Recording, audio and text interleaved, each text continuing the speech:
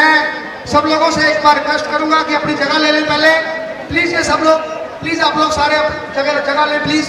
और दसो बहुत है जी, और सेवा दसो लेजा साहब। इसी समय पूरा नगर निवासी उस लड़ाई को मजबूत करने के लिए हम सब लोग अपना योगदान डाल सके। तो सबसे एक अपील है कि आप लोग गुप्त योगदान के तौर पर भी अपना योगदान डाल सकते हैं। अन्ना साहब, जब आप जेल में गए तब मैं भी 2011 में जेल में गया था। लोकतंत्र की जंग में अब लोग जगाए जाएंगे, लोकतंत्र की जंग में अब लोग जगाए जाएंगे, अब मैदाने जंग में अर्जुन बनाए जाएंगे। अब कलंकी भ्रष्टाचार को जड़ से हटाया जाएगा, वहमों भरमों जात पात को जड़ से उड़ाया जाएगा। अब जहरीली फिरका प्रस्ती को जड़ से मैदाने जंग में अर्जुन बनाए जाएंगे। अब कृषि और किसानों का मुर्दा बने लोगों में जीवन डाला जाएगा। अब वैरागी बंदे बनाए जाएंगे।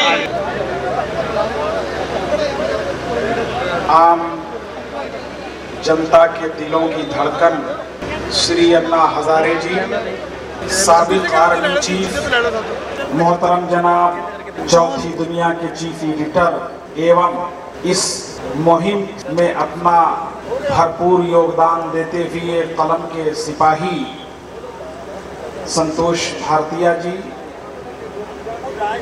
स्टेज पर मौजूद दीगर हजरात और इस पिंडाल के नीचे मौजूद सारी जनता।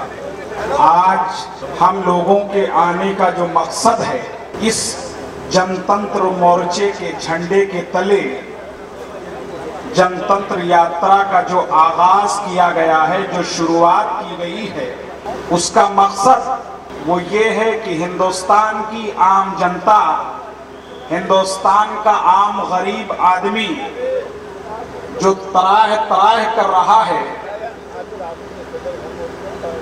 जिसको न्याय नहीं मिल रहा है, जिसके साथ इंसाफ और अदल नहीं हो रहा है, उसको न्याय दिलाने के लिए अन्याय के खिलाफ ये युद्ध और इस जंग का आगाज किया गया है। किसी ने क्या खूब कहा है कि मुत्तहिद हो तो बदल सकते हो दुनिया का निजाम, मुत्तहिद हो तो बदल सकते हो दुनिया का निजाम, और मुंतशिर हो तो मरो शोर मचाते क्यों हो। अगर इत्तेहाद है, अगर आपस में एकजुटता है, तो किसी भी लड़ाई में आप कामयाबी हासिल कर सकते हैं। और अगर एक एक करके सब अलहदा अलहदा हो जाएंगे तो किसी भी मुहिम को, किसी भी लड़ाई को हम जीत नहीं सकते, कामयाब नहीं हो सकते। आज पंजाब की धरती पर, पंजाब के इस शहर में आज ये जो कारवां आपके सामने आया है, इस कारवां का मकसद आप देख रहे हैं कि वो श्री अन्ना हजारे जी, जनरल वीके सिंह साहब, जिन्होंने अपने घर बार को, अपने परिवार को, अपने रिश्ते नातों का त्याग दे करके हिंदुस्तान की आम जनता के न्याय की लड़ाई लड़ने के लिए यहां तक पहुंचे हैं।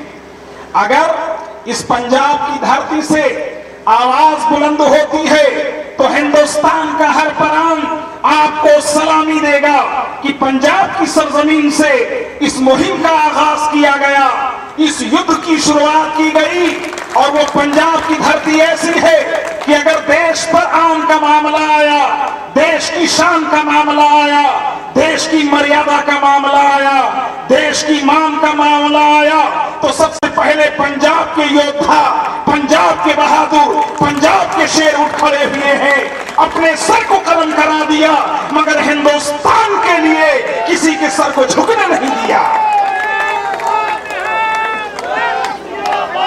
आज हिंदुस्तान का ये प्रांत पंजाब, ये सूबा पंजाब, ये स्टेट पंजाब, आज उस पंजाब की धरती के बहादुरों को ये सूफी जिलानी सलाम करते हुए आपको आवाज दे रहा है कि अन्ना हजारे जनरल वीके सिंह ने आवाज दी है कि अब हमें वो तख्त पलट देने हैं, वो ताज छीन लेने हैं, जिस ताज को सर पर रखकर तख्त पे बैठ करके हिंदुस्तान के आम जनता के साथ न्याय नहीं करते।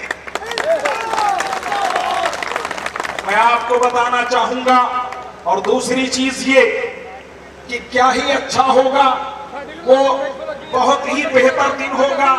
हमारा और आपका त्योहार आता है, चाहे वो ईद का त्योहार आए, चाहे वो होली का त्योहार आए, चाहे वो दिवाली का त्योहार आए, हम बड़ी खुशी के साथ ईद मनाते हैं, बड़ी खुशी के साथ होली मनाते हैं, बड़ी खुशी के साथ दिवाली मनाते हैं।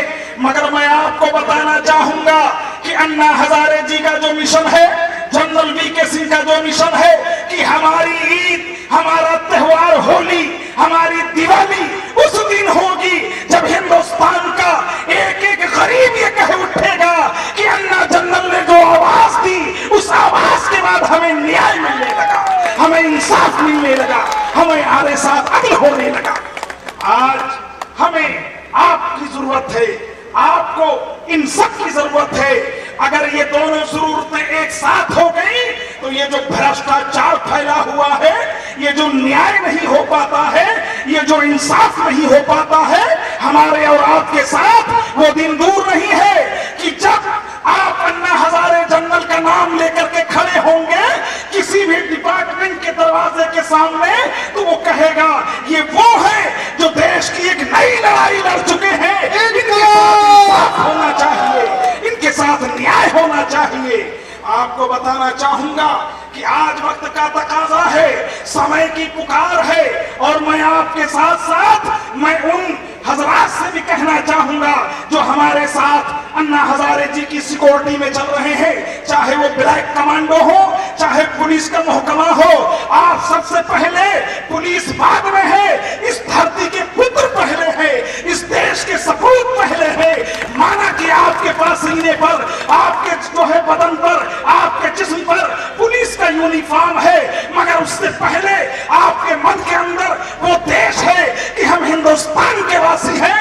हमारे हाथों से हमारे भाई के साथ न्याय होना चाहिए, इंसाफ होना चाहिए।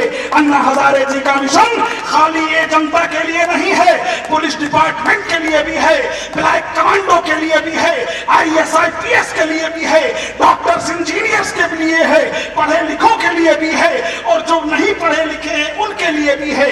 देश की आम जनता के लिए इनकी आवाज है कि अगर देश के अंदर अमन पैदा करना है, देश में अखंडता पैदा करना है, देश में एकता लानी है, देश में अगर न्याय का माहौल पैदा करना है, देश में अगर इंसाफ की आवाज बुलंद करनी है, तो हमें जनतंत्र मोर्चे के परचम के तले जनतंत्र यात्रा जो निकाली गई है, देश के कोने कोने में आवाज पंजाब से जानी चाहिए, हिल पड़े, ताकि देश के हर कोने में ऐसी आवाज जाए कि करवट ले ली है भारतवासियों ने, अब भ्रष्टाचारियों की खैर नहीं, अब जो इंसाफ नहीं कर रहे हैं उनकी खैर नहीं। हमें और आपको कांधे से कांधा मिला करके इस मुहिम के लिए जंग करनी है, इस लड़ाई को लड़ना है। और जब तक आप मर्द मैदान बनकर, योद्धा बनकर, मुजाहिद बनकर मैदान में मंजरे आम पर जब तक खड़े नहीं होंगे, बदलाव नहीं आ सकता है, चेंजिंग नहीं आ सकती है, तरमीम नहीं हो सकता है। हमें और आपको चाहिए कि एक वो आजादी देश की थी जब सब भारतीय चोला ओढ़ करके देश की आजादी का नारा लगा रहे थे। न कोई हिंदू दिखाई पड़ता था, न कोई मुस्लिम दिखाई पड़ता था, न कोई सिख दिखाई पड़ता था, न कोई ईसाई दिखाई पड़ता था। जब नजर दौड़ाते थे तो भारत का भारतवासी दिखाई पड़ता था। नारे तकबीर! अब हमें फिर वही आवाज बुलंद करनी है कि हम सब भारतीय हैं। उस दौर में जब हमने आजाद कराया था अंग्रेजों से देश को, तो इस दौर के अंग्रेजों से यानी इन भ्रष्टाचारियों से देश को आजाद कराने का संकल्प लेना है। अपनी बात को खत्म करते हुए आपसे उम्मीद करता हूं कि इस लड़ाई की जो शुरुआत की गई है पंजाब से, पंजाब के शेरों का बड़ा योगदान रहेगा। हिंदुस्तान जिंदाबाद, जनरल वीके सिंह अन्ना हजारे की मुहिम जनतंत्र यात्रा पाइंदाबाद। मुझे नहीं पता कि आपके शहर का नाम, मैं अन्ना जी के साथ पिछले 3-4 दिनों से हूँ और आपके शहर का नाम अन्ना कई बार ले चुके हैं और कई यादें बता चुके हैं। इसलिए मैं आपको बधाई देता हूँ कि अन्ना जैसे संत के मुँह से आपके शहर का नाम बार बार सुना जाना मेरे मन में ये उत्सुकता जगा गया कि मैं चलूं, अन्ना के साथ मोगा जरूर देखूं। मोगा में ऐसी क्या खास बात है अन्ना जिसका बार बार नाम लेते हैं। मैं पत्रकार हूँ और पत्रकार होने के नाते मुझे यहाँ मंच पे नहीं होना चाहिए, क्योंकि मुझे किसी का साथ, किसी राजनीतिक पक्ष का साथ देने का मुझे हक नहीं है, क्योंकि मुझे बराबरी के नज़रिए से हर एक को देखना होता है। लेकिन मुल्क में एक वक्त आता है जब पूरी की पूरी राजनीति गंदी दिखाई देने लगे, जनता के खिलाफ दिखाई देने लगे, उस जनता के जिसके लिए भगत सिंह ने शहादत दी, चंद्रशेखर आज़ाद ने शहादत दी, जलियांवाला बाग यहाँ से अन्ना जी ने यात्रा शुरू की, उन लोगों ने जिस सपने के लिए गोलियां खाई, अगर उन सारी चीज़ों के खिलाफ आज की सियासत, आज की राजनीति खड़ी दिखाई दे, तो फिर एक देश के लिए भी फर्ज हो जाता है और वो फर्ज होता है उनका साथ देना। भले ही आप दाल में नमक के बराबर साथ दे पाएं, पर साथ दें जो देश की भलाई के लिए सोच रहे हैं, काम कर रहे हैं। एक 75 साल का व्यक्ति जिसके शरीर में आत्मबल है, शरीर का बल नहीं है, और मैंने अभी एक तुलना करते हुए मीटिंग में कहा था लुधियाना में कि मुझे तो अन्ना जी के तुलना भारत के किसी राजनीतिज्ञ से कम राजनीतिज्ञ को देखते हुए, करते हुए कुछ समझ में नहीं आता किससे करूं। तो एक लाल बहादुर शास्त्री मुझे दिखाई देते हैं, वो और अन्ना लगता है जैसे सगे भाई हैं।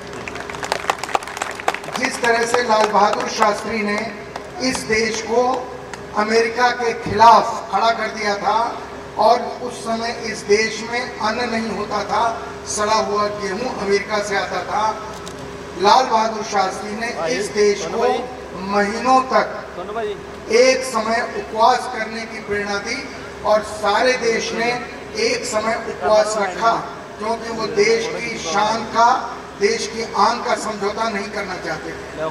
और मुझे वही चीज़ अन्ना जी में दिखाई देती है। अन्ना ने इस देश के भविष्य के लिए जब 13 दिनों का अनशन किया, करोड़ों लोग सड़क पर आ गए। अन्ना ने लोगों को खड़ा होना सिखाया, अन्ना ने लोगों को शान से, कि वो भी इंसान है, सरकार के सामने अपनी बात कहने का क्या मजा आता है उसमें और कितनी ताकत होती है उसका एहसास करा। मैं एक इतिहास बनते हुए देख रहा हूँ मोगा के दोस्तों, एक इतिहास, ऐसा इतिहास जो शायद इस मुल्क में आज की राजनीति के खिलाफ जन राजनीति, एक दूसरी राजनीति खड़ी करे। 67 सालों में इस देश में राजनीतिज्ञों ने इस देश को बर्बाद करने के सिवाय और कुछ नहीं किया। जितने आज के राजनीतिक दल हैं जो संसद में जाने की आस लगाए बैठे हैं या जितने जिनके प्रतिनिधि वहाँ हैं, उन्होंने इस देश के गरीब की थाली से रोटी छीन ली है, लोगों की आंखों में आंसू भर दिए हैं, नौजवानों के हाथों को बेकार कर दिया है, उन्हें अपराधी बनने के लिए मजबूर कर दिया है। और ये कौन कह रहा है, कौन कर रहा है? हमारे देश की लोकसभा में बैठे हुए लोग, उस लोकसभा से निकले हुए सरकार में या विपक्षी दलों के नाम पर जनता की आंख में धूल झोंकने वाले लोग। और ये मैं एक अखबार में काम करने वाला जिम्मेदारी के साथ बोल रहा है, जिसे लोग प्यार से पढ़ते हैं और जिसके कहने के ऊपर भरोसा करते हैं। मैं अपनी उस लेखनी की शपथ लेकर के आपसे कहता हूं कि मैं जो कह रहा हूं ये वही बात है जो आपके दिल में है। और अगर इस स्थिति के खिलाफ एक जन राजनीति, एक नई संसद, एक नया इतिहास रचने का सपना अगर अन्ना हजारे जी और जनरल वीके सिंह देखते हैं तो उसका साथ देना हमारा वैसा ही फर्ज बन जाता है जैसे गुरु ग्रंथ साहब को सुनना या कुरान शरीफ को सुनना या गीता को सुनना, वैसा ही फर्ज हमारा बन जाता है। और मैं आप सबको इसी फर्ज की याद दिलाने आया हूँ। मैं किसी पार्टी से नहीं जुड़ा हूँ, मैं अन्ना जी से भी नहीं जुड़ा हूँ, मैं अन्ना जी के विचार से जुड़ा हूँ। उस विचार से जो इस देश में अगर आज फलीभूत न हुआ, मुझे माफ कीजिएगा पंजाबी नहीं आती समझने की, मैं दिल की बात है तो आप समझ जाएंगे। अगर अन्ना जी के विचार, जो विचार इस मुल्क की किस्मत को नए सिरे से लिखने के लिए सामने आ रहे हैं, अगर आज उसका साथ नहीं दिया, अगले 10-15 सालों तक कोई अन्ना हजारे हमको नहीं मिलने वाला जिसका साथ देकर हम इस मुल्क की किस्मत को बदलने में लग सकें। और जब सोने पे सुहागा हिंदुस्तान की सेना का सिरमौर रहा हुआ इंसान, दुनिया की दूसरी सबसे बड़ी सेना का जिसने नेतृत्व किया, जिसके दामन पर एक भी दाग नहीं, हिंदुस्तान की सरकार तलाशते रह गई कि जनरल वीके सिंह की वर्दी के ऊपर एक तो धब्बा दिखाई दे, नहीं तलाश पाई। जब ऐसा सेनापति अन्ना जी के साथ खड़ा है तो भरोसा मानिए कुछ न कुछ नया होने वाला है। जब अन्ना जी स्वर्ण मंदिर गए, मत्था टेका, तो मुझे लगा कि शायद 10 गुरुओं ने अपना आशीर्वाद अन्ना जी को दे दिया है। और वहां अन्ना जब बैठे कीर्तन सुनने के लिए और जनरल साहब बैठे, तब लगा कि मुझे जो लग रहा है शायद सिर्फ मुझे ही नहीं लग रहा है, वहां बैठे हुए दरबार साहब सबको ये लग रहा था कि शायद गुरुओं की शिक्षाओं को जमीन पे उतारने का इतने सालों के बाद एक शख्स फिर अमृतसर आया है और वहां से निकल करके हिंदुस्तान में जा रहा है। सत श्री अकाल। एक चीज आखिर में आपसे और कहूँ, अभी जो आपके सामने बोल रहे थे मौलाना जिलानी साहब, अजमेर शरीफ में ख्वाजा गरीब नवाज है, जहाँ से मोहब्बत के, प्यार के पैगाम सब जगह जाते हैं। बाबा फरीद हैं, शायद हम लोग उनके यहाँ हाजिरी देने जा रहे हैं। ये प्यार मोहब्बत के दीवाने लोग जिन्होंने हम लोगों को एक साथ रहना सिखाया, अगर किसी आश्रम से, अगर किसी गुरुद्वारे से, अगर किसी खानकाह से भी लोग अगर निकलने लगे और आवाज देने लगे, तो मानना चाहिए कि हिंदुस्तान में पाप का घड़ा पूरा भर गया है और फूटने वाला है। नहीं तो ये संत अपने अपने आश्रमों से निकलते नहीं। जब ये निकल पड़े हैं, इसका मतलब इनका आशीर्वाद हम सारे लोगों के ऊपर है। और मैं आप मोगा के लोगों के चरणों में प्रणाम करता हूँ। इसलिए प्रणाम करता हूँ कि आप यहाँ पर इस ख्वाहिश के साथ आए हैं कि आप अन्ना जी का साथ देंगे। अन्ना जी का साथ क्यों देंगे ये मुझे बताने की ज़रूरत नहीं है, आपके दिल में ये जज्बा है। मैं फिर से जब ट्रेन से निकल रहे थे तो अन्ना ने मोगा के बारे में कहा, 2-3 बार मोगा का जिक्र किया। मैं इसलिए भी मोगा को वो अन्ना जी खुद ही बताएं कि मोगा का जिक्र वो यहाँ कब थे। रास्ते मैंने पूछा, अन्ना मोगा कुछ बदला दिखाई देता है? अन्ना ने कहा 40 साल के बाद आया हूँ तो बहुत कुछ बदल गया है। वो अन्ना ही आपको बताएंगे। अन्ना की शायद आपसे कुछ मोहब्बत है मोगा को लेकर। आप सबको मेरा प्रणाम और आखिर में जय हिंद। बहुत शुक्रिया। बड़ा हल्का सा नारा है, जरा एक बार फिर से जोर से बोलिए, भारत माता की, भारत माता की, भारत माता की। श्री अन्ना हजारे जी, सूफी जिलानी जी, मंच पर बैठे बाकी सभी सम्मानित जो यहाँ पर हैं, और हमारे सामने बैठे हुए हमारे भाई बहन जो मोगा करने के लिए आए हैं, आपको बहुत बहुत मुबारकबाद। मेरे लिए एक बहुत अजीजी के साथ प्रदीप जी ने कुछ बोला, तो मैंने सोचा कि शायद मैं आपको 1-2 चीज़ फौज के बारे में बताऊं। सबसे बड़ी चीज़ जो फौज हमको देती है, चाहे एयरफोर्स हो, नेवी हो, आर्मी हो, कोई भी, वो एक भावना देती है। और वो भावना होती है कि हमारा देश हमारे लिए सर्वोपरि है, सबसे ऊंचा, सब तो ऊंचा, पहाड़ा से भी ऊंचा। और इसलिए देश का जो हित है, देश का भला जो है, वो हमारे लिए सबसे ऊंचा है। एक और चीज फौज बताती है, वो बताती है कि संगठन के अंदर बहुत शक्ति है और ये संगठन तब आता है जब आप किसी चीज के ऊपर बंटते नहीं। तो इसलिए फौज के अंदर धर्म के नाम पर, जाति के नाम पर, वर्ग के नाम पर कोई नहीं बंटता। और जब हम बंटते नहीं हैं तो हमारे अंदर एक ऐसी संगठन की शक्ति आती है जिससे जब सब कुछ फेल हो जाता है तब उस काम को करने के लिए सेना आती है या नहीं। जब कॉमनवेल्थ में ब्रिज गिरा तो किसने बनाया? सेना ने बनाया। जब कहीं पर बहुत भारी भूचाल आता है तो वहां पर सबसे ज्यादा काम कौन करता है? सेना के लोग करते हैं। और यहाँ पर आपके बीच में हमारे बहुत सारे पूर्व सैनिक भी शायद बैठे होंगे। उन सबके अंदर ये भावना है और ये भावना अगर अंदर हमारे आ जाए तो मानकर चलिए हमको अपने लक्ष्य तक पहुंचने में, अपने मुकाम तक पहुंचने में कोई नहीं रोक सकता, कोई भी नहीं। ये 5 उंगलियां हैं, जब ये अलग अलग होती हैं तो लोग इसको तोड़ सकते हैं, लेकिन जब आप इनको इकट्ठा करके मुट्ठी बना लेते हैं तो आप दूसरों को तोड़ सकते हैं कि नहीं? तो जिस दिन आप इस मुट्ठी की तरह इकट्ठे हो जाएंगे, जिस दिन आप इस मुहिम को एक लगन के साथ चलाएंगे, उस दिन मानकर चलिए जो आपकी शिकायत है, जो आपके शिकवे हैं, जो आपकी दिक्कत है, सब दूर हो जाए। आज हम क्या देखते हैं? हम देखते हैं चारों तरफ भ्रष्टाचार है। हम देखते हैं कि इलेक्शन के नाम पर क्या धांधलेबाजी होती है। सबसे पहले तो लोगों को बांटा जाता है, जो अंग्रेज करते थे हमारे साथ, जाति के नाम पर, धर्म के नाम पर, जिस भी चीज के लिए ले लीजिए, परिवार भी मट जाते हैं पार्टी के नाम।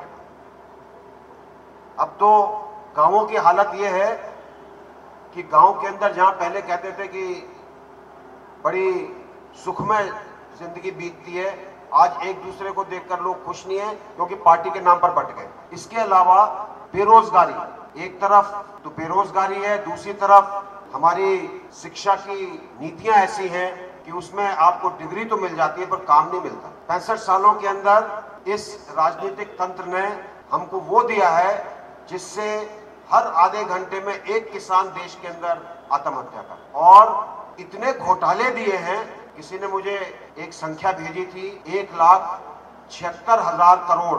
मुझे समझ में नहीं आया कि कितनी बड़ी संख्या है। ये सब घोटाले इसलिए हुए कि हम लोगों ने अपनी चीजों के ऊपर ध्यान नहीं दिया। हम भूल गए कि हमारे पास एक ताकत है, हम भूल गए कि हमने क्या करना है, हम भूल गए कि हम अगर चाहें तो अपनी तकदीर बदल सकते। सब आपके हाथ में, वो जादू की छड़ी आपके हाथ में। अगर आप चाहें तो जो आपका मन करता है उसको पा सकते। और मैं, क्योंकि सेना के अंदर बहुत नवयुवकों को देखा है मैंने, 16, 17, 18 साल की उम्र के बच्चे आते हैं फौज के अंदर और 2-3 साल के अंदर वो इस काबिल हो जाते हैं कि सामने से चलती हुई गोलियों का मुकाबला कर सके। और ये इसलिए होता है कि उनके अंदर वो भावना भरी जाती है।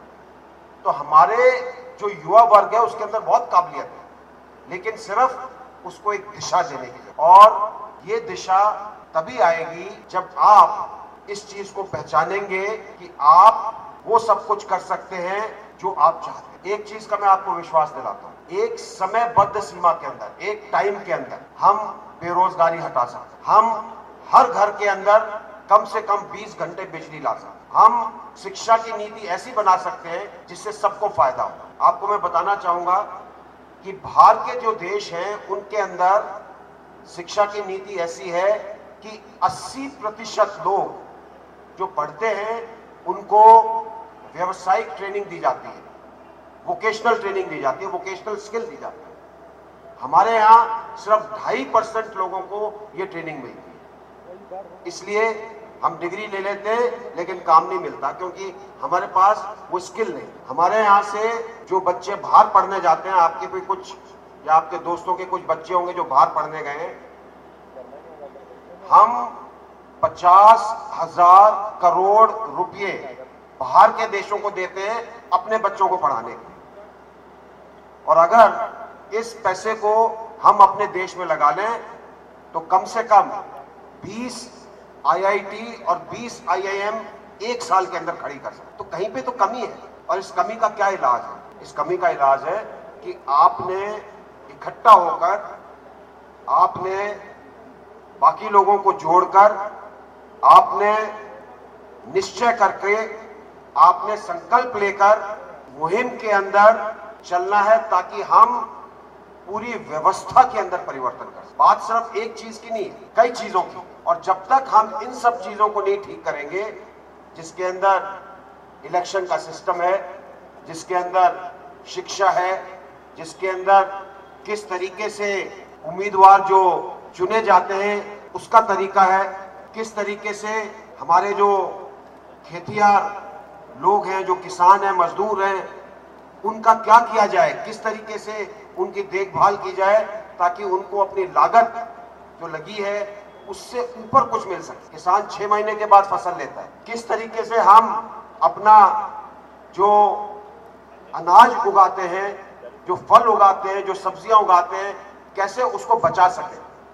और ये मैं इसलिए आपको कह रहा हूं कि हमारा 40% फार्म का जो प्रोड्यूस है, सब्जियां, फल, ऐसी चीजें 40% वेस्ट होती हैं, खराब हो जाती हैं।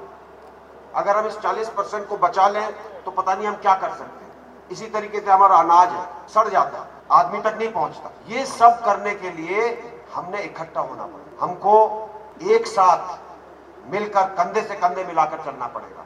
नारे से काम नहीं चलेगा, नारों से सिर्फ आवाज आती है, काम नहीं होता है। नारा अच्छा है अपनी जगह पर, जब तक वो मुकम्मल ना हो, जब तक उसके ऊपर हम अमल ना करें, तब तक उस नारे का फायदा नहीं। तो अगर आप नारा लगाते हैं भारत माता की जय, इनकलाब जिंदाबाद, वंदे मातरम, जो भी आप नारा लगाते हैं, उस नारे के ऊपर उतरने की कोशिश करें, अपने दिल के अंदर बैठने। और जिस दिन आप उसको दिल में बैठा लेंगे, आप उस लड़ाई के वो सिपाही बन जाएंगे जिसके अंदर एक सैनिक की भावना हो। तो मानकर चलिए ये देश दोबारा से सोने की चिड़िया बन जाए। ये यात्रा, जैसे आपको बताया हमने, ये पंजाब से इसलिए शुरू की गई है कि पंजाब की धरती ने बहुत खून देखा है। जितने भी आक्रमणकारी आए सब पंजाब के रास्ते से आए और उनका सामना पंजाब के लोगों ने किया। तो जो आवाज पंजाब से निकलेगी वो कन्याकुमारी तक जाएगी।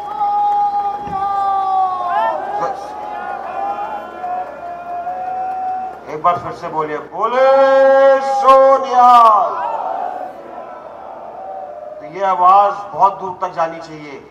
और इसी में आपको मैं दशम गुरु के उस दोहे का वाचन करता हूं, आप सबने सुना है।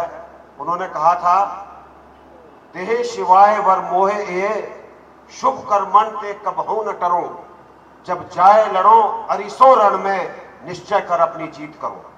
आपके सामने बहुत अरी खड़े हुए हैं।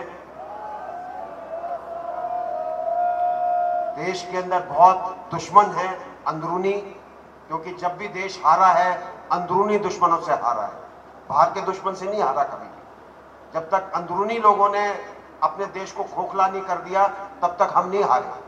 और आज हालात ये हैं कि हमारे अंदर घुन लग गया है, देश अंदर ही अंदर से खाया जा रहा है। कहीं भी तो ऐसा लगता है कि देश बिकाऊ हो गया है, हर चीज बिकाऊ है, हर चीज के लिए पैसा है और ये सब पैसा बाहर जाता है। पीछे आपने सुना होगा कि पंजाब से तकरीबन 3000 करोड़ रुपए कहीं चले गए। वो कहां गए? वो कनाडा गए। इसी तरीके से आज कनाडा के अंदर जो काला धन है उससे प्रॉपर्टी खरीदी जा रही है, होटल बनाए जा रहे हैं।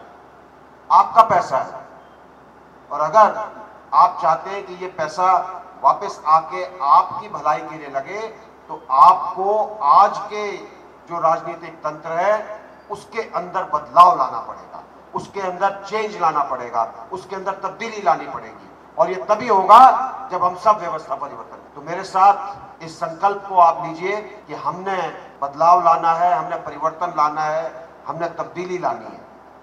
और ये मानकर चलिए, सपने चाहे पूरे हो या ना हो, संकल्प कभी अधूरा नहीं रहता। और अगर आज आपने संकल्प कर लिया तो बदलाव जरूर आएगा। आखिर में मैं आप लोगों का शुक्रिया अदा करते हुए आपको एक न्योता देता हूं, निमंत्रण देता हूं। ये यात्रा जो है इसका उद्देश्य है लोगों को जागृत करना, जगाना। और ये आज के बाद खत्म नहीं हो रही है। आज अगर हम आपके शहर में आए हैं तो ये मानकर मत चलिए कि कल इसको आप भूल जाएंगे। मैं चाहता हूं कि आप इसको रोज याद रखें, जो चीज भूली गई है उसके ऊपर कुछ ना कुछ करें। और शुरुआत के लिए आने वाले इतवार को अपने शहर और आसपास के इलाकों में एक फेरी लगाएं, एक मार्च करें, एक जुलूस निकालें, लोगों को जगाएं और इसको हर हफ्ते कुछ ना कुछ करें ताकि आप ज्यादा से ज्यादा लोगों को जोड़ सकें। और जिस दिन सब देश के लोग जुड़ गए उस दिन बदलाव बिल्कुल मुमकिन है, सब कुछ बदलेगा, आपका भला होगा। तो ये आपके भलाई की लड़ाई है। धन्यवाद। जय हिंद, भारत माता की जय। भारत माता की, भारत माता की। दिल को सीधी छूने वाली भाषा में इन्होंने मैसेज दिया है, वो एक कमांडर ही बोल सकता है। मेरे को इस बात पे याद आया कि जनरल साहब जब बात कर रहे थे कि एक दिन की लड़ाई नहीं है, तो मैं एक बात अन्ना जी से और पूरे आदर सत्कार के साथ पूरी टीम के साथ ये शेयर करना चाहता हूं कि जिस दिन अन्ना जी ने 2011 में पहली बार देश की जनता को जगाने का काम शुरू किया था, उसी दिन इस शहर में हमने सिविल सोसाइटी की स्थापना करी थी। उसी दिन, एक दिन पहले हमने सिविल सोसाइटी, अन्ना जी ये सिविल सोसाइटी जो है हमारे शहर की तकरीबन 50 जत्थेबंदियों का, 50 ऑर्गेनाइजेशंस का एक ग्रुप है। इसमें एक कोई आदमी नहीं है कि जिसको हम कह दें कि ये आदमी जो लीडर है। मैं ये नहीं कहता कि मैं सबका लीडर हूं, मैं सिर्फ ये कहता हूं कि हमने 50 जत्थेबंदियों ने उस दिन संकल्प लिया कि अन्ना जी की इस लड़ाई के साथ आज मोगा शहर के सारे निवासी मिल जाएंगे। और जितने दिन दिल्ली में आपका संघर्ष चला, उतने दिन यहां पर उसी प्रकार लगातार भूख हड़ताल चलती रही। उसी प्रकार लगातार जब आपने दिल्ली से अनाउंसमेंट किया कि अभी हम संघर्ष को रोकते हैं, और उसके बाद आपके टीवी पर अनाउंसमेंट करने के बाद हम लोगों ने संघर्ष को विराम दिया। और फिर दोबारा जब अगस्त में आपने सबरे देश को दोबारा एक आवाज दी, तो पूरा शहर एक बार फिर इकट्ठा हो गया। और इस बात का फख्र है शहरवासियों को कि धर्म, जात पात सब बातों को छोड़ के उस जंग के अंदर पूरे शहर की हर धार्मिक, सामाजिक, हर प्रकार के वर्ग के लोगों ने वहां पर हमारे पास हाजिरी लगाई। और जिस दिन आपने पहली बार जत्थेबंदियों को पंजाब और देश भर में ये आपने संदेश दिया कि इस संघर्ष को विराम दिया जाए, तो मेरे पास अगले 20 दिन के लिए भूख हड़ताल पर बैठने के लिए लोगों की लिस्ट पड़ी थी, जो कह रहे थे अगले 20 दिन तक हम और 10-10 लोग रोज बैठे। तो इसलिए इस बात के लिए मैं आपके सामने शहर को बधाई देना चाहता हूं, ताकि आपको और शहर वासियों को एक जो लंबी हमारी सांझ है उसका दोबारा मैं याद करवा सकूं। और ये सारे लोग जो बैठे हैं अलग अलग वर्गों के, अलग अलग जातियों के, अलग अलग धर्मों के और अलग अलग ट्रेड यूनियंस, अलग अलग सामाजिक श्रेणियों से संबंध रखने वाले हैं। और उस सारे ग्रुप को हमने सिविल सोसाइटी का नाम दिया और वो सारा ग्रुप आज आपके सामने इकट्ठा हुआ। तो ये इस बात की प्रेरणा हमें आपसे मिली। आपने जो वहां कॉल दी तो ये सारा शहर एक मुट्ठ हो गया। तो इस बात के लिए मैं तहे दिल से आपका शुक्रिया करना चाहता हूं। अब मैं अन्ना जी को नहीं, एक सर आपकी हमारी थोड़ी सी आपसे विनती है कि पहले हम शहर की तरफ से थोड़ा सा सम्मान आपको एक सुरोपाव देना चाहते हैं, उसके बाद जो है आपसे हम विचार लेंगे। तो प्लीज एक सेकंड के लिए जो आपके साथ आए हुए मेहमान हैं उनको हम शहर की तरफ से थोड़ा सा सम्मान के रूप में पंजाब का जो एक सुरोपाव देने का।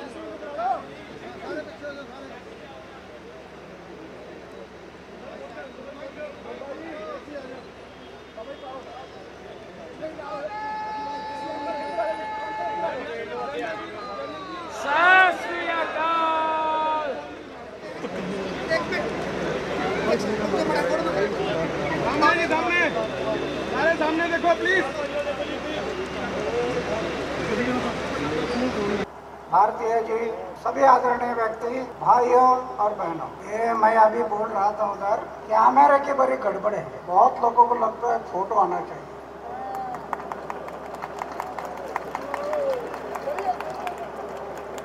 और मैं अभी बोल रहा था, जो कैमरे में अटक जाते हैं वो समाज का काम नहीं कर पाएंगे, वो समाज का काम नहीं कर पाएंगे। जो बार बार माइक में अटकते हैं और कैमरे में अटकते हैं वो समाज का भलाई का काम नहीं कर सकते। मैं इसलिए कहने जा रहा हूँ, मेरा 75 साल की उम्र हो गई, 75 साल। यहाँ तक मैं आया है, लेकिन मैं कभी कैमरे के सामने नहीं गया, इसलिए यहाँ आया है। 75 साल में कैमरे मेरे सामने आ रहे हैं, लेकिन मैं कैमरे के सामने नहीं गया। कार्यकर्ता के दिल में ये बात होनी चाहिए, आपका अगर चारित्र शुद्ध है, आचार विचार शुद्ध है, जीवन निष्कलंक है, जीवन में त्याग है, अपमान पीने की शक्ति है, तो भगवान आपके पीछे खड़ा होता है रक्षा करने के लिए। फिर ये इन बातों की जरूरत नहीं है, भगवान ही रक्षा करने के लिए खड़ा हो जाता है। तो मेरे कहने का मतलब है कि आज हम देश में जलियांवाला बाग अमृतसर से ये यात्रा शुरू की है, ये कुछ किसी से कुछ मांगने के लिए नहीं, किसी से कुछ लेने के लिए नहीं, सिर्फ एक ही बात सामने रखी है, समाज और देश की भलाई, बस ये सामने रखा है। कोई लेना नहीं किसी से, कोई देना नहीं। क्यों? अभी हमारे भारतीय जी कह रहे थे मोगा के बारे में।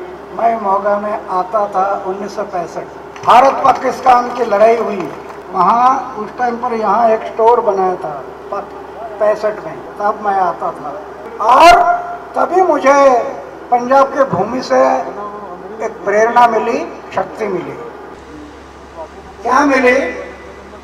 1965 में जब युद्ध हुआ भारत पाकिस्तान और हमारे ऊपर दुश्मन ने हवाई हमले किए और मेरे सब साथी शहीद हो गए, मैं बच गया। यहाँ एक गोली का टुकड़ा लगकर, छोटा सा टुकड़ा लग गया, तब मैं देखा अरे मेरे सब साथी शहीद हो गए और मैं बच गया, ये भगवान की कोई इच्छा है। उसी टाइम खेमकरण के सीमा पर मेरा निश्चय हो गया कि जो मेरे साथी गए मैं भी गया, अभी है ये मेरा पुनर्जन्म है, वो समाज और देश के भलाई के लिए अर्पण। खेमकरण पर सीमा मेरा निर्णय हो गया कि देश और समाज के भलाई के लिए आगे के जीवन मेरा अर्पण। खतरा लगने लगा, शादी कर लो तो चूल्हा जलाने में समय बीत जाएगा, इसलिए मैं निर्णय लिया शादी नहीं करना। मेरे जीवन का हर क्षण समाज और मेरे देश के लिए लगना, ये सोचकर शादी नहीं की। आज 75 साल की उम्र हो गई, वही विचार मेरे कायम है। मेरे गांव में मेरा घर है, 40 साल हो गए घर में जाकर, फिर से घर में गया नहीं। मेरे 3 भाई हैं, वो भाई के बच्चों का नाम क्या है मुझे पता नहीं है। करोड़ रुपए की योजना अपनाई, कहीं बैंक बैलेंस नहीं।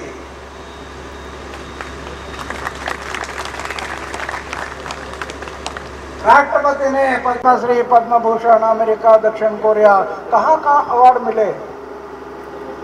कैश अवार्ड 55 लाख रुपए के मिले, उसको भी मैं ट्रस्ट कर दिया। उससे जो ब्याज आता है 30-35 गरीब बच्चों की शादी कर देता हूँ, पैसा रखता नहीं। इसके कारण आज जो जीवन में आनंद है ना, अरे लखपति करोड़पति को जो आनंद नहीं मिलता होगा, मैं अनुभव करता मेरे लाइफ में, कितना आनंद है। आनंद में डूबे रहता हूँ। देखो ना, 75 साल की उम्र में इतना भाग दौड़े, लेकिन 75 साल की उम्र में इंजेक्शन नहीं, बीपी नहीं, डायबिटीज नहीं, आनंद में डूबे रहता हूँ। लोग जीते हैं आनंद के लिए, ये भाग दौड़ चल रही है आनंद के लिए। और बहुत से लोग एयर कंडीशन कमरे में रहते हैं, लेकिन रात को नींद नहीं आती बोल के नींद की गोली लेकर सोते हैं एयर कंडीशन में। अरे आनंद उधर नहीं है। सभी संतों ने कहा आपको सुख चाहिए तो पहले दूसरों को सुखी करो, जब हम दूसरों को सुखी करेंगे तब सही आनंद मिलता है। ये बाकी आनंद तो मिलते रहता है, बाकी आनंद तो मिलता है। जैसे हम मोटरसाइकिल लिया, नया मोटरसाइकिल, तो कोई कारण नहीं, बहुत से लोग क्या करते हैं, वो मोटरसाइकिल को माला पहनाते हैं और 2-3 चक्कर लगाकर घुमा कर दिखाते हैं मोटरसाइकिल लाया, आनंद मिलता है। रास्ते में पंचर बन गई, पेड़ के नीचे सर में हाथ देकर बैठ जाता है, पीछे दुख है। हम घर में देखते हैं ना, 1000 रुपए कीमत की चाय पीने वाली डिजाइन के कप बस्ती लाते हैं, तो बहुत से लोग क्या करते हैं, प्रवेश द्वार के सामने दीवार में लगाते हैं घर में, लोगों ने आते देखना, 1000 रुपए कीमत की डिजाइन वाली कप बस्ती, आनंद मिलता। हाथ से निकल गई, टूट गई, दिन भर सोचते बैठता, 1000 रुपए का नुकसान हो गया, पीछे दुख है। सही आनंद बाहर नहीं, सही आनंद अपने भीतर से मिलता है और वो सेवा से मिलता है। सेवा करते हैं, निष्काम कर्म। तो मेरा कहने का मतलब है कि यहाँ पंजाब के भूमि में खेमकरण की सीमा पर मेरा निर्णय हो गया, और आज तक 75 साल की उम्र में जो कर्म करते आया सिर्फ निष्काम भाव से, कोई फल की अपेक्षा नहीं। मंदिर में रहता हूँ, गांव में सोने का एक बिस्तर है, खाने का एक प्लेट है, बस कुछ रखा नहीं, सिर्फ सोने का बिस्तर, खाने का प्लेट, कुछ रखा नहीं। लेकिन महाराष्ट्र में 6 कैबिनेट मंत्री का विकेट लिया अकेला, करप्टेड लोग चले गए घर, 6 मंत्री, एक फकीर आदमी है, 6 मंत्री का विकेट, 400 ऑफिसर घर चले गए करप्टेड लोग, हमारे मूवमेंट के कारण। तो मेरे कहने का मतलब है कि ये शक्ति है, ये 5 बातें जो मैंने बताया कि हर एक कार्यकर्ता को शुद्ध आचार, शुद्ध विचार, निष्कलंक जीवन में दाग ना हो कोई। अगर दाग लग गया ना, वो बेचैन करता है और नींद की गोली लेकर सोना पड़ता है। निष्कलंक जीवन, थोड़ा त्याग होना चाहिए, त्याग। अन्ना हजारे इतना नहीं, थोड़ा है। अभी देखो ना जनरल साहब, क्या जरूरत है क्या, अभी रिटायर हुए हैं, पेंशन मिलती है आराम से, ये घूमना क्या जरूरी है गर्मी में? लेकिन जीवन में देश के बारे में जो प्रेम है, समाज के बारे में जो चिंता है, वो बेचैन करते हैं। इसलिए हम लोग बाहर पड़े हैं, कोई लेना नहीं किसी से, कोई देना नहीं है। एक ही है कि समाज की भलाई और देश की भलाई। आज हम लोग व्रत लेकर बाहर पड़े हैं, जब तक जीना है समाज और देश के लिए, और जिस दिन मरना है समाज और देश के लिए, ये व्रत ले ले, ये व्रत ले। इसलिए तो मैंने पीछे कहा था कि दिल दिया है जान भी देंगे, ये वतन तेरे लिए जान भी देंगे। तो ये मेरे कहने का मतलब है, आज हम लोग बाहर पड़े हैं, वो इसलिए पड़े हैं। अभी जनरल साहब ने जो बताया, संगठन, देश की जनता ने संगठित होना है। किस लिए? सत्ता परिवर्तन से देश में परिवर्तन नहीं आएगा, सिर्फ सत्ता परिवर्तन से नहीं आएगा। ये हम अनुभव किया ना 65 साल में, कि थोड़ी बार सत्ता परिवर्तन हो गया, इनकी सत्ता गई, दूसरी आ गई, वो गई, तीसरी आ गई। सत्ता परिवर्तन से इतनी बार हुआ, लेकिन व्यवस्था परिवर्तन के बाद किसी ने नहीं सोचा। व्यवस्था परिवर्तन, सत्ता परिवर्तन तो कर दिया हम लोग, व्यवस्था परिवर्तन के बारे में नहीं सोचा। भ्रष्टाचार को हमें, भ्रष्टाचार मुक्त भारत के लिए सख्त कानून बनाना चाहिए, किसी की इच्छा नहीं है, मंशा नहीं है, नियत नहीं है कि भ्रष्टाचार मुक्त भारत निर्माण हो। हम सत्ता परिवर्तन हो गया, लेकिन हम लोग व्यवस्था परिवर्तन के बारे में नहीं सोचा। वो जनरल साहब अभी बता रहे थे कि देश में ढूंढकर समय विचारी लोगों को हम संगठन बनाना है, जो लोग सोचते हैं देश के बारे में, जो लोग सोचते हैं समाज के बारे में, ऐसे लोगों ने संगठन बनाकर चारित्रशील लोगों को ही अंदर भेजना पड़ेगा। चारित्रशील, सत्ता परिवर्तन से नहीं बनेगा। विधानसभा और लोकसभा में जब तक चारित्रशील लोग नहीं जाएंगे, तब तक परिवर्तन नहीं आएगा, तब तक परिवर्तन नहीं आएगा। विधानसभा और लोकसभा में चारित्र्य लोगों को भेजना। क्यों? विधानसभा और लोकसभा कानून बनाने वाली सभा है और ये देश कानून के आधार पर चला हुआ देश है। हम जब तक सशक्त कानून नहीं बनाएंगे तब तक परिवर्तन नहीं आएगा। देखो ना, अभी 2 साल से हम लड़ रहे हैं जन लोकपाल लाओ, जन लोकपाल लाओ। पूरे देश की जनता खड़ी हो गई कि जन लोकपाल लाओ। करोड़ों लोग रास्ते पर उतर गए और पंत प्रधान जी ने मुझे एक लेटर लिख कर दिया। क्यों? सरकार गिरने वाली थी, इसके कारण बचाने के लिए मुझे लेटर लिख कर दिया कि आप जो कहते हैं हम 3 बातें। मैं उनको बोला कि पूरा लोकपाल है ना, बाद में सोचेंगे, 3 बातें करो जल्दी से जल्दी। एक, हर राज्य में लोक आयुक्त बिल लाओ। हर राज्य में क्लास 1, 2, 3, 4 सब ऑफिसर है, इन पर जो सरकार का नियंत्रण है उसको निकालो। पैसे दिए बिना काम ही नहीं होते। पैसा नहीं दिया तो चक्कर काटने के लिए लगाते। इनकी 60 गांठ है। सरकार के लोग, सरकार में बैठे हुए लोग और हम जिनको भेजा, ये इनके 60 गांठ। इसलिए पैसे लिए बिना काम ही नहीं करते, चक्कर काटने के लिए लगाते। इसलिए मैं बोला क्लास 1, 2, 3, 4 चारों ऑफिसर, चारों ग्रेड के सरकार का नियंत्रण निकालो, जन लोकपाल पे लाओ, दायरे में लाओ। लिख कर दिया मुझे। ये 4 कैटेगरी के ऑफिसर, लोक आयुक्तों और सिटीजन चार्टर, जनता की सनद। हर कार्यालय ने बाहर बोर्ड लगाओ कि जनता का काम हम कितने दिन में करने वाले हैं, बोर्ड लगाओ। अगर उतने दिन में नहीं किया उस अफसर को फाइन करो, कानून में लाओ, उनको फाइन करना। क्यों? आज सरकारी तिजोरी में जो पैसा इकट्ठा होता है किसका है? हमारा पैसा है। हमारा पैसा इकट्ठा होता है सरकारी तिजोरी में और उस तिजोरी के पैसे से 72% मैनेजमेंट पर खर्चा हो रहा हो। गाड़ी, बंगला, एयर कंडीशन, किसका पैसा है? जनता का। 72% मैनेजमेंट पर खर्चा हो रहा है। पगार, गाड़ी, बंगला, एयर कंडीशन, पैसा किसका? जनता का। 72% अगर व्यवस्थापन खर्चा हो गया तो बचा क्या आपका? 28। उसमें से 15% तो करप्शन है, तो बचा क्या आपके पास? 12% है। 12% में कोई भी पक्ष की पार्टियां ने सत्ता आने दो, इस देश के लिए भविष्य नहीं। जब तक जनता का पैसा 70% योजना पर नहीं लगता और 30% पर काम नहीं होता, तब तक इस देश के लिए भविष्य नहीं। और ये प्रयोग हम लोग किए हैं, ये हम लोग किए हैं, इसलिए बोल रहे हैं।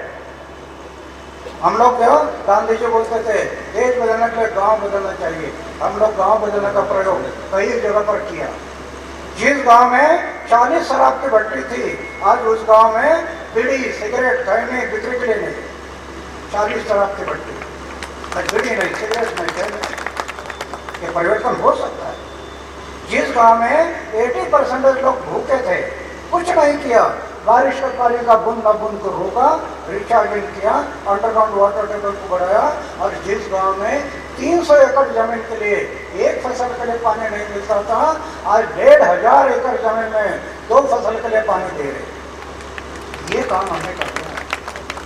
गांधी जी बोलते थे देश की अर्थनीति बदलना है तो गांव की अर्थनीति बदलनी चाहिए। हमारी सरकार क्या कहते हैं?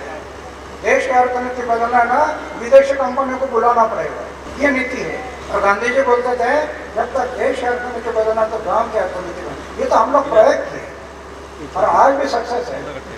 कितने लोगों ने आना देखने के लिए अपने गांव में जो प्रयोग किए हैं।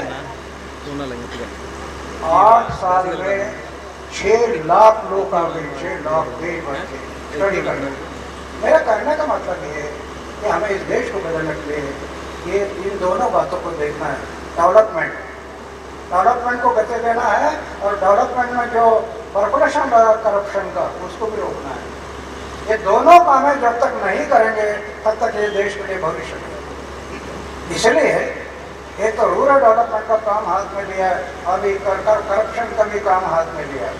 1990 करप्शन, 1990 में महाराष्ट्र में 7 कानून बनाए, सरकार करने की इच्छा नहीं थी। जो जनरल साहब बोले ना संगठन, महाराष्ट्र में हम लोग 33 डिस्ट्रिक्ट 252 ब्लॉक में हमारा संगठन बना दिया। 252 ब्लॉक, सरकार का नाक दबाने से वो भूल जाता है। 7 कानून बनाने पड़े। राइट इंफॉर्मेशन पहले कानून हम लोग बनाए महाराष्ट्र में, 10 साल लड़ा, 10 साल। आखिर मुंबई के आजाद बाजार में बैठ गया, करेंगे या मरेंगे। जनता का पैसा है, अब कहाँ खर्चा करते हैं ये पूछने का उनको हक है। वो मालिक है देश के, आप सेवक है। तो मालिक पूछ रहे हैं मेरा पैसा कहाँ खर्चा कर रहे हैं, तो मालिक को हिसाब देना चाहिए। सरकार ने किया नहीं, आखिर आजाद मैदान में बैठ गया, करेंगे मरेंगे। और 12 दिन अनशन होने के बाद राष्ट्रपति ने इस कानून पर साइन किया, RTI राइट RTI कानून पर साइन किया, और पहले कानून महाराष्ट्र में लागू हो गया 2002। उसका अनुकरण भारत सरकार ने किया 2005। कितना फर्क आ गया आप देख रहे। एक राइट टू इंफॉर्मेशन आ गया, क्या हो गया? आदर्श सोसाइटी घोटाला बाहर आ गया ना, खेल घोटाला बाहर आ गया, 2G स्पेल घोटाला बाहर आ गया, कोयला घोटाला बाहर आ गया, करोड़ों रुपए के घोटाले बाहर आ गए, करोड़ों रुपए घोटाला है। तो अभी जो राइट टू इंफॉर्मेशन आ गया, अभी हमें आगे की स्टेज है वो है जन लोकपाल। जन लोकपाल के लिए सरकार नाना करती है। अभी इसलिए हम चाहते हैं सत्ता परिवर्तन करके ये काम नहीं बनेगा, व्यवस्था परिवर्तन करना है। इसलिए देश भर घूमकर जनता को जगाकर, जनता को संगठित करके जनता को ये बताना है कि अभी हम लोग व्यवस्था परिवर्तन की जो बात करते हैं, तो जनता ने अपना प्रतिनिधि, जनता ने अपना प्रतिनिधि चारित्रशील आदमी, उसको सिलेक्शन करना है और जनता ने मिलकर उसको भेजना है आगे विधानसभा और लोकसभा। आज के बैठे हुए लोग ऐसे कानून नहीं बनाएंगे।